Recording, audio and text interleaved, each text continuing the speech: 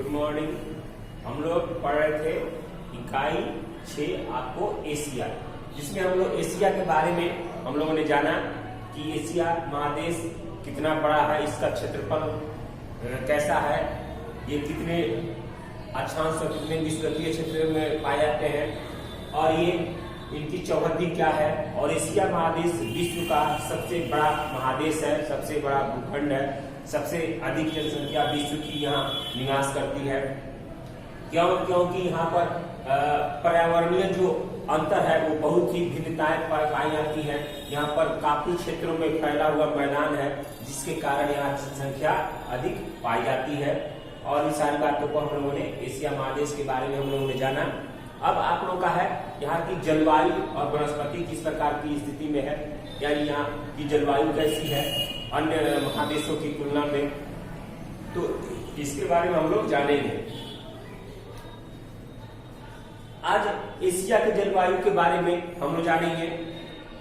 इस महादेश में सर्वाधिक ठंडा प्रदेश और सर्वाधिक गर्म प्रदेश भी पाया जाता है, यानी एशिया की जलवायु में ऐसा परिवर्तन है कि विश्व का सबसे अधिक गर्म प्रदेश और विश्व का सबसे अधिक ठंडा प्रदेश भी एशिया महादेश में ही पाया जाता है। इसलिए एशिया महादेश की जलवायु में काफी विविधता पाई जाती है।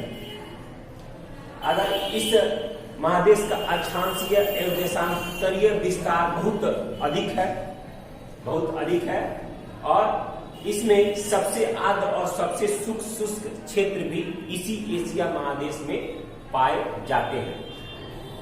इस महादेश की महाद्वीपता की स्थिति पाई जाती है, यानी इस महादेश में सबसे गर्म और सबसे ठंडा प्रदेश दोनों पाया जाता है, जिसे हम महाद्वीपता की स्थिति कहते हैं। एशिया की उत्तरी भाग की जलवायु सबसे ठंडी है। एशिया के उत्तरी भाग की जो जलवायु है वो सबसे ठंडी है पूरे विश्व में। रूस में स्थित बरखेवांस, उस जगह का नाम है बरखेवांस, उसकी तापमान -90 डिग्री तक पहुंच जाती है। अगर हमारे यहाँ तापमान 10 डिग्री आ जाए तो हमको लगेगा कितनी ठंड पड़ रही है, तो वहां का तापमान जब -90 डिग्री होता है, यानी हम जानते हैं कि जब 0 डिग्री टेम्परेचर होता है तो पानी जमना शुरू हो जाता है, लेकिन वहां का तापमान -90 डिग्री तक हो जाता है। तो सोचिए कितना ठंडा पड़ता है, यानी विश्व में सबसे ठंडे प्रदेश के रूप में वो जाना जाता है। उसके बाद यहाँ सबसे अधिक आपको गर्मी भी पड़ती है, जिसमें आपको सबसे गर्म प्रदेश में मित्रावा, कुवैत, ये जो देश है इसमें सबसे अधिक गर्मी पड़ती है, जो एशिया में ही पाए जाते हैं, कुवैत और मित्रावा। लेकिन दक्षिणी क्षेत्र जो है एशिया की वो काफी खुशनुमा है। इसमें आपको अलग प्रकार की एक जलवायु पाई जाती है। यहाँ अधिकांशतः गर्मी का ही मौसम रहता है। दक्षिण पूर्व एशिया में मानसूनी हवाएं पाई जाती है, मानसूनी जलवायु पाई जाती है। सर्वाधिक वर्षा वाला क्षेत्र भी इन्हीं क्षेत्रों में पाया जाता है, जबकि दक्षिण में भूमध्य रेखा के पास विषुवतीय जलवायु पाई जाती है। भूमध्य रेखा से पास में एशिया में पूर्वी हिस्से की जलवायु समुद्र पर निर्भर करता है, समुद्र की दूरी पर निर्भर करता है। यहाँ गर्मी के बाद अत्यधिक वर्षा होती है, समुद्र की नजदीक के कारण, इसकी दूरी के कारण यहाँ सबसे अधिक गर्मी जब पड़ती है तो उसके ठीक बाद बारिश भी होती है। सितंबर में यहाँ भीषण तूफान चलते हैं। किस क्षेत्र में? एशिया के पूर्वी हिस्से में। यहाँ सितंबर में आपको भीषण तूफान चलते हैं, जिसे हम टाइफून कहते हैं। इस क्षेत्र में गर्म महासागरीय जलधारा क्यूरेशियो बहती है, यानी समुद्री जलधारा जो होती है महासागरीय जलधारा वो भी बहती है, जिसे हम क्यूरेशियो कहते हैं। और सबसे गर्म सितंबर में बहुत गर्मी पड़ती है, जिसे हम टाइफून भी कहते हैं। इसके ठीक उत्तर के तटीय भाग में ठंडी जलधारा आकर मिलती है, जो आसपास के क्षेत्र में तापमान काफी कम कर देती है। जैसे हम लोग का क्षेत्र है, यहाँ पर तापमान आके कम हो जाता है। यह जलधारा क्यूराइल के नाम से जानी जाती है, जहाँ ठंडी व गर्म जलधाराएं मिलती है। तो यहाँ जब ठंडी और गर्म जल धाराएं मिलती है तो यहाँ दोनों के संबंधों से, दोनों के संपर्क से घना कोहरा छाया रहता है, यानी घना कोहरा छाया जाता है। लेकिन यह मछलियों के उत्पादन के लिए, विकास के लिए अनुकूल मानी जाती है। मछलियों के विकास और उसके उत्पादन के लिए ये अनुकूल स्थिति पाई जाती है, क्योंकि इसमें प्लैंकटन नाम के सूक्ष्म पौधे काफी मात्रा में पाए जाते हैं। कौन से पौधे? प्लैंकटन नामक छोटे छोटे पौधे काफी मात्रा में पाए जाते हैं, जिन्हें मछलियां बड़ी चाव से खाती है, यानी मछलियों का वो पसंदीदा भोजन है वो पौधे, इसीलिए यहाँ मछलियों का उत्पादन विकास काफी पाया जाता है। और यहाँ मछलियां बहुत आयत में पाई जाती है, बहुत मात्रा में पाई जाती है। उसके बाद यहाँ पर आपको धरती और आकाश के बीच जलवायु, वनस्पति, जीव जंतु को सम्मिलित रूप को हम बायोम कहते हैं। क्या बायोम कहते हैं?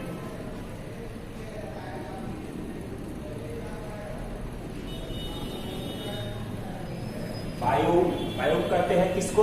धरती और आकाश के बीच जलवायु, वनस्पति और जीव जंतु, यानी धरती और आकाश के बीच में जितने भी पाए जाते हैं, वनस्पति हो, जीव जंतु हो, जलवायु हो, इससे के सारे सम्मिलित रूप को हम बायोम कहते हैं। एशिया में प्रायः सभी प्रकार के बायोम पाए जाते हैं, यानी सभी प्रकार की वनस्पति, जलवायु, जीव जंतु एशिया में आपको पाए जाते हैं।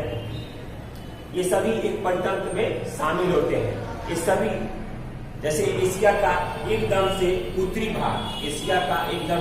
भाग जो टुंड्रा प्रदेश कहलाता है, एशिया का उत्तरी भाग कौन सा? टुंड्रा प्रदेश कहलाता है। वहाँ घास, काई और अन्य छोटे छोटे पौधे पाए जाते हैं। रेडियर यहाँ का मुख्य पशु है। उसी तरह टुंड्रा प्रदेश के दक्षिण में टैंगा वन पाए जाते हैं। इस क्षेत्र में आपको स्प्रूस, लार्च, फल और नुकीली पत्तियों के वृक्ष मिलते हैं, जिन्हें हम कोणधारी वन भी कहते हैं।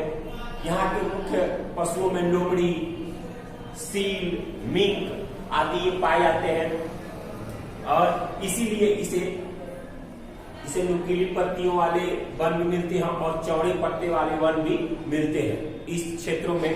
इसलिए इसको हम आपको मिश्रित वन के नाम से जानते हैं। किस क्षेत्र में? ये आपको उत्तरी क्षेत्र में, एशिया का एकदम से उत्तरी जो क्षेत्र है उस क्षेत्र में ये सारे पाए जाते हैं। उसके बाद समशीतोष्ण घास का मैदान है, जिसे स्टेपी घास का मैदान कहा जाता है, इस क्षेत्र में पाए जाते हैं। इस प्रदेश का मुख्य पशु बारहसिंगा है। तो इस तरह हम देखते हैं कि एशिया महादेश जो है वो सभी तरह के पारिस्थितिक तंत्रों से फैला हुआ है, सभी प्रकार की वनस्पतियों से और जीव जंतुओं से ये भरा पड़ा है।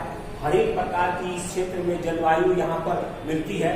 सबसे अधिक गर्म प्रदेश भी यहाँ पर मिलता है, जिसको मित्रावा और कुवैत कहते हैं। सबसे ठंडा प्रदेश भी होता है रूस का उत्तरी भाग, बर्सियोन्स जिसको नाम से जानते हैं हम, वो सबसे आपको ठंडा प्रदेश -90 डिग्री तक वहाँ का तापमान पहुंच जाता है। तो इस तरह हम देखते हैं कि एशिया महादेश जो है अन्य महादेशों के अलावा किस तरह से भिन्नताएं यहाँ पर पाई जाती हैं, किस तरह से भिन्न है। अब इस वीडियो में इतना ही। अगले वीडियो में हम आप लोग इसके पॉपुलेशन यानी जनसंख्या के बारे में हम लोग जानकारी लेंगे, उसके बारे में हम लोग समझेंगे, पढ़ेंगे। आज के वीडियो में इतना ही। अगला टॉपिक आप लोगों की आपका जनसंख्या है, उसको आप अच्छी तरह से समझ कर लिए, पढ़ के आइएगा, आप लोग को समझने में काफी आसानी होगी। तो अगले वीडियो में हम अगले टॉपिक के साथ मिलेंगे। धन्यवाद।